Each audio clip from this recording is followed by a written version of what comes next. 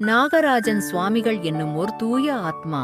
நாகராஜன் சுவாமிகள் அனைத்தையும் துறந்து துறவு பூண்டாலும் சில மக்களின் அறியாமை அவரை நிலைகுலையத்தான் செய்கிறது.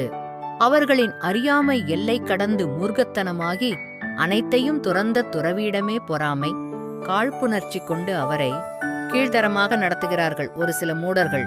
நாகராஜன் சுவாமிகள் ஒரு சாதாரண துறவி என்பதை அவர்கள் மறந்து அவரை சில மக்கள் தாங்கள் செய்த பாவங்களை ஏற்றுக்கொள்ளும் கடவுளாகவும் மற்றும் மாயம் செய்பவராகவும் எண்ணி அவரிடம் போய் வலுக்கட்டாயமாக மாயத்தை எதிர்பார்த்து அவரை சித்திரவதை செய்கின்றார்கள்.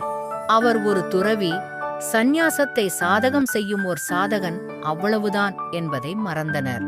நாகராஜன் சுவாமிகள் அவரால் முடிந்த நற்போதனைகளை அவ்வப்போது மக்களிடம் வழங்க வல்ல ஒரு புனிதன். அதை அவர் அவரை பார்க்க வரும் மக்களிடமும் மற்றும் யூடியூப் ஊடகம் வழியாகவும் மக்களிடம் சேர்த்து கொண்டுதான் இருக்கிறார். மேலும் அவர் தன் துறவற வாழ்வின் நிகழ்வுகளையும் ஆன்மீக வாழ்வின் நடக்கும் மாறுதல்களையும் அவ்வப்பொழுது மக்களிடமும், குறிப்பாக ஆன்மீக சாதனை செய்பவர்களுக்கு உதவும் ஓர் டிக்ஷனரி போன்று அனைவரிடமும் ஆன்மீகத்தை கொண்டு சேர்க்கும் ஓர் கருவியாகவும் ஓர் கடத்தியாகவும் செயல்பட்டு வருகிறார். இதை அவர் இறைவன் தனக்கு அளித்த பணியாக ஏற்று பல இன்னல்கள் நேர்ந்த போதும் அதை புறத்தே தள்ளி அனைத்தையும் இறைவனின் திருவிளையாடல் என எண்ணி வெற்றி நடை போடுகிறார். தாம் ஒரு மனிதன் என்பதை மறந்தும் அவர் ஓர் துறவி என்பதையும் மறந்தும் அவரை துடப்பை கட்டையால் அடித்தும் அவரின் கூடாரம் அருகே மலம் கழித்தும் அவரை சித்திரவதை செய்கிறார்கள்.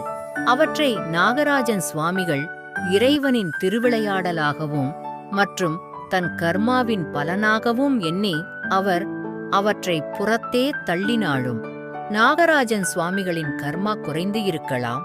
ஆனால் இத்தகைய கீழானா செயல் செய்தவரின் கெட்ட கர்மா பல மடங்கு உயர்ந்து அவர் மற்றும் அவரின் சந்ததிகளுக்கே தீரா சாபமாக மாறி அவர்களை அழித்தே தீரும். ஒருவர் மனித இனத்தில் இருந்து முன்னேற்றம் அடையவே முடியாது. மேலும் அவர் கீழான மற்றும் மன்னிக்கவே முடியாத சாப இருளில் மூழ்குவார். பல கோடி ரூபாய் மதிப்புள்ள தங்கம், வைரம் போன்ற ஆபரணங்களையும் டிசைனர் ஆடைகளை போட்டு மக்களை மயக்கும் கார்ப்பரேட் சாமியார்களையே பல மூடர்கள் போற்றுவர். ஆனால் அவர்களுக்கு எப்படி தெரியும் இந்த சாதாரண ஒற்றை துணி உடுத்திய சந்நியாசி ஒரு புண்ணிய ஆத்மா என்று?